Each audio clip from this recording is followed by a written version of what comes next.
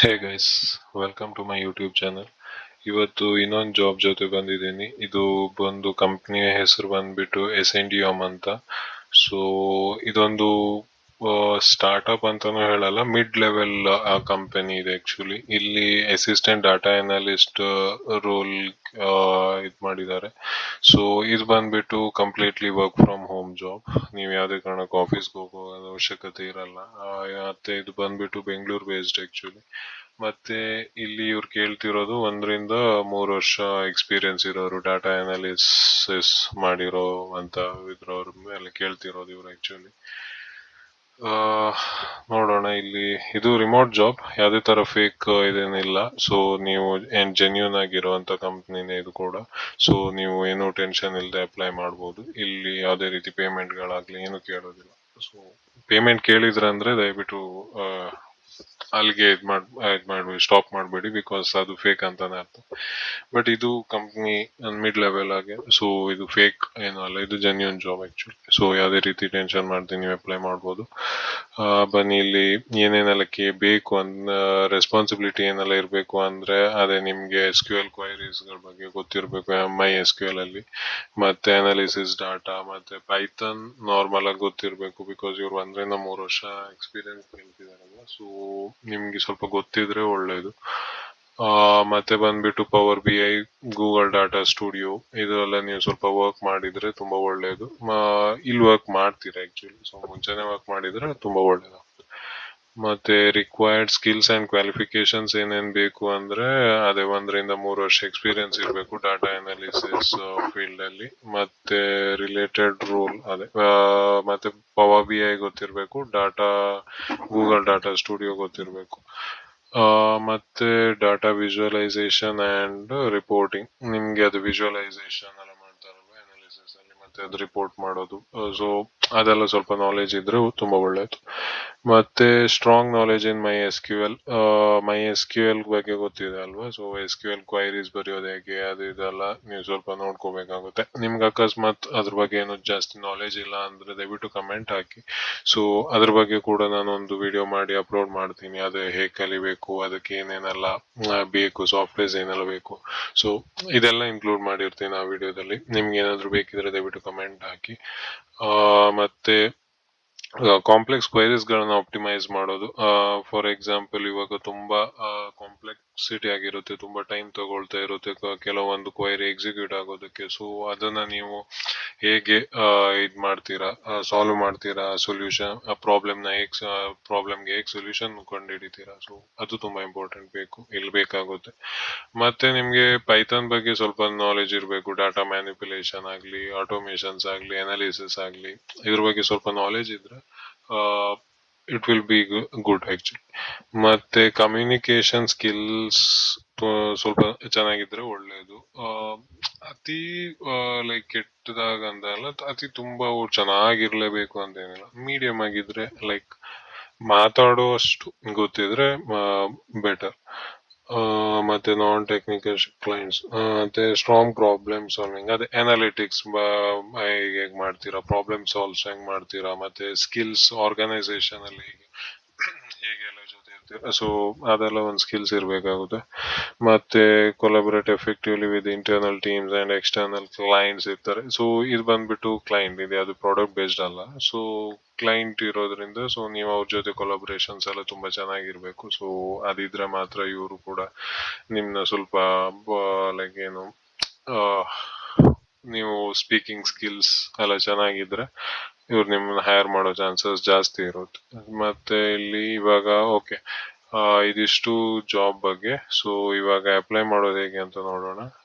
ಈ ಅಪ್ಲೈ ಮಾಡೋ ಲಿಂಕ್ ನಾನು ನಿಮ್ಗೆ ಕಮೆಂಟ್ ಸೆಕ್ಷನ್ ಮತ್ತೆ ಡಿಸ್ಕ್ರಿಪ್ಷನ್ ಎರಡರಲ್ಲೂ ಕೂಡ ಅಪ್ಡೇಟ್ ಮಾಡಿರ್ತೀನಿ. ಮತ್ತೆ ನಿಮ್ಗೆ ಏನಾದ್ರು ಡೌಟ್ ಇದ್ರೆ, ಇನ್ನ ಏನಾದ್ರು ಇದ್ರ ಮೇಲೂ ಡೌಟ್ ಇದ್ರೆ, ಸೊ ನೀವು ನಮ್ಗೆ ಕಮೆಂಟ್ ಸೆಕ್ಷನ್ ಅಲ್ಲಿ ಕಮೆಂಟ್ ಮಾಡಿ, ನಾನು ನಿಮ್ಗೆ ರಿಪ್ಲೈ ಕೊಡ್ತೀನಿ, ಲೈಕ್ ಹೇಗೆ ಏನಂತ. ಸೊ ಬನ್ನಿ, ಅಪ್ಲೈ ಫಾರ್ ದಿಸ್ ಜಾಬ್ ಅಂತ ಕ್ಲಿಕ್ ಮಾಡಿ ಇಲ್ಲಿ. ಮತ್ತೆ ಇಲ್ಲಿ ನಿಮ್ದು ಫಸ್ಟ್ ನೇಮ್, ಮಿಡಲ್ ನೇಮ್ ಮತ್ತೆ last name. Okay, first name, middle name ನಂದೇನಿಲ್ಲ, ಲೈಕ್ ನಿಮ್ದು ಏನಾದ್ರು ಇದ್ರೆ ಹಾಕಿ. ಮತ್ತೆ ಇಲ್ಲಿ ಡೇಟ್ ಆಫ್ ಬರ್ತ್ ನೀವು ಕೊಡ್ಬೇಕಾಗುತ್ತೆ. ನಾನು ಇಲ್ಲಿ ಕೊಡ್ತಾ ಇದ್ದೀನಿ.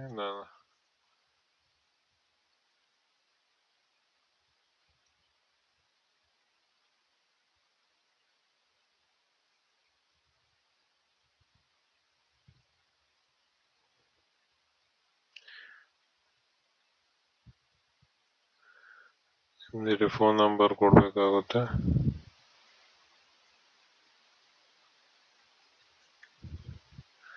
ಅದಾದ್ಮೇಲೆ ನಿಮ್ದು ಮೇಲ್ ಅಡ್ರೆಸ್, ಯಾವ ಮೇಲ್ ಐ ಡಿಗೆ ನೀವು ಕಮ್ಯುನಿಕೇಶನ್ ಮಾಡ್ಲಿಕ್ಕೆ ಇದು ಮಾಡ್ತೀರಾ, ಸೊ ಆ ಮೇಲ್ ಅಡ್ರೆಸ್ನ ಇಲ್ಲಿ ಕೊಟ್ಬಿಡಿ.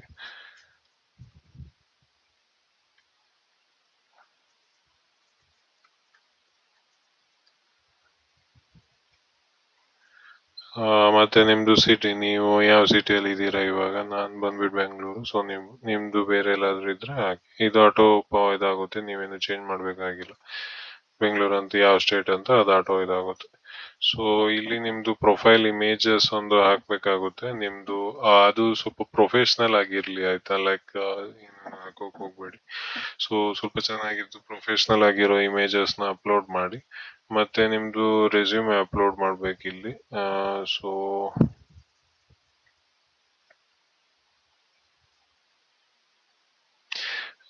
ರೆಸ್ಯೂಮೆನ ಇಲ್ಲಿ ಅಪ್ಡೇಟ್ ಮಾಡಿದ್ಮೇಲೆ, ಒಂದ್ ನಿಮಿಷ ನಾನು ಮಾಡ್ತಾ ಇದ್ದೀನಿ ರೆಸ್ಯೂಮೆ ಅಪ್ಡೇಟು.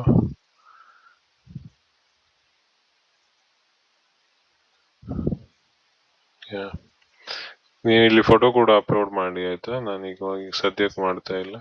ಇಲ್ಲಿ ನಿಮ್ದು ಲಿಂಕ್ಡ್ ಇನ್ ಪ್ರೊಫೈಲ್ ನೀವು ಮಾಡಿರ್ತೀರಲ್ವಾ, ಸೊ ಅದ್ರದ್ದು ಲಿಂಕ್, ನಿಮ್ದು ಪ್ರೊಫೈಲ್ದು ಲಿಂಕ್ ನ ಇಲ್ಲಿ ಪೇಸ್ಟ್ ಮಾಡಿ ಈ ಇದ್ರಲ್ಲಿ.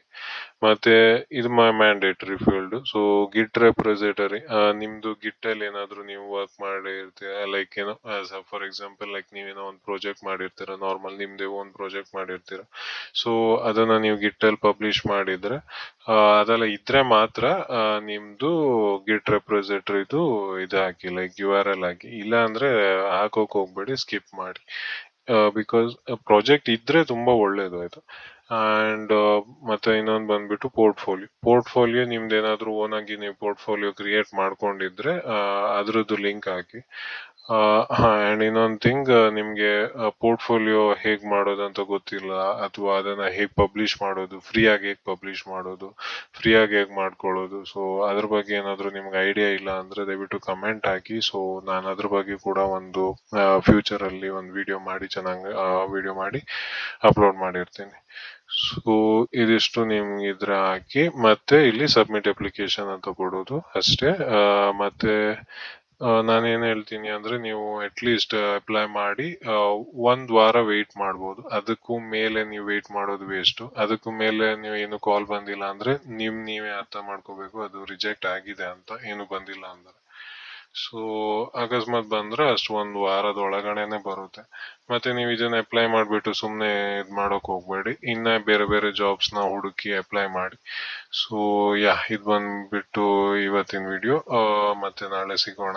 ಅಂಡ್ ನಿಮ್ಗೆ ಏನಾದ್ರು ಈ ಜಾಬ್ ಹೆಲ್ಪ್ಫುಲ್ ಆಗಿದ್ರೆ, ಮತ್ತೆ ಅಥವಾ ಇನ್ನೊಂದೇನೋ ಬೇರೆ ರೀತಿ ಜಾಬ್ಸ್ ಬೇಕು ಅಂದ್ರೆ ದಯವಿಟ್ಟು ಕಮೆಂಟ್ ಹಾಕಿ.